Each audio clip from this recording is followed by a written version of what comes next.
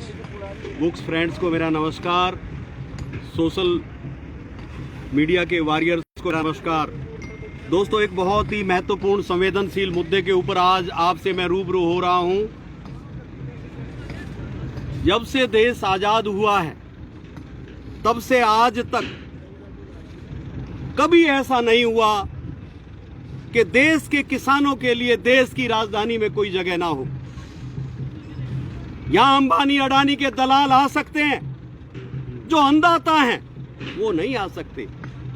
और इसका श्रेय अगर किसी को जाता है तो देश के प्रधानमंत्री नरेंद्र मोदी को जाता है कि आज अन्नदाताओं के लिए, किसानों के लिए अपनी बात कहने के लिए ना उनके पास समय है, ना उनके मंत्रियों के पास समय है।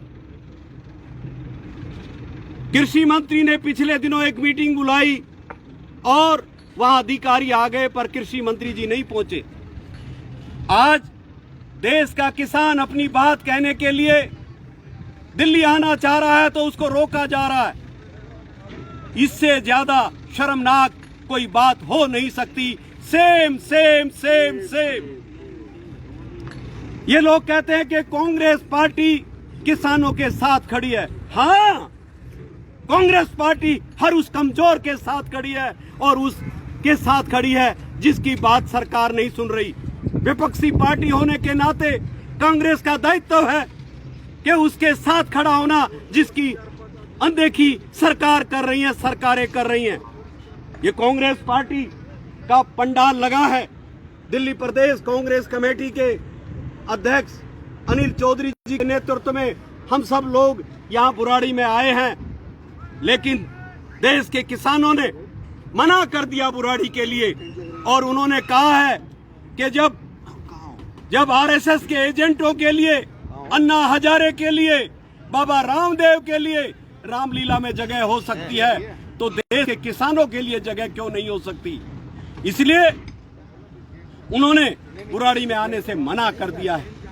दोस्तों, मैं एक बात कहना चाहता हूं। केजरीवाल जी कह रहे हैं कि आपका दिल्ली में स्वागत है। केजरीवाल जी, आपका पहला दायित्व तो बनता था कि जब पंजाब सरकार ने तीनों अध्यादेशों को, तीनों बिलों को, तीनों कानूनों को मानने से इनकार कर दिया, राजस्थान सरकार ने मानने से इनकार कर दिया, तो आप भी एक दिन का अधिवेशन बुलाते विधानसभा का और खारिज करते, जिस तरीके से कांग्रेस की सरकारों ने किया है। ये दोहरी बात नहीं चलेगी। आप आरएसएस की बी टीम है, ये कोई जुटला नहीं सकता इस बात को। आप आरएसएस के एजेंट के तौर पे काम कर रहे हैं। जो नरेंद्र मोदी से सहमत नहीं है तो उनको आप गोली देने का काम कर रहे हैं। और आप को अगर अभी भी समय बचा है, एक दिन का अधिवेशन बुलाइए और आप इस एक दिन के अधिवेशन में बुला के तीनों के तीनों कानूनों को मानने से इनकार कर दिए।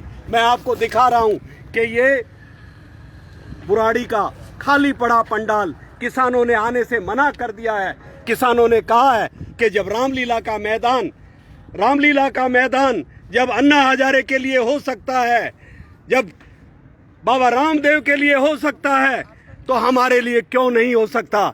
मैं भी इस बात से सहमत हूं कि देश के प्रधानमंत्री को अन्नदाताओं की बात सुननी चाहिए और अन्नदाताओं की बात सुन के निश्चित तौर पर देश के किसानों के साथ बैठ के बात करें और जो देश का किसान चाहता है वो बात सुने। दोस्तों, आपने मुझे सुना, आपने मुझे लाइव किया, आपका बहुत बहुत धन्यवाद। नमस्कार। जय जवान, जय किसान।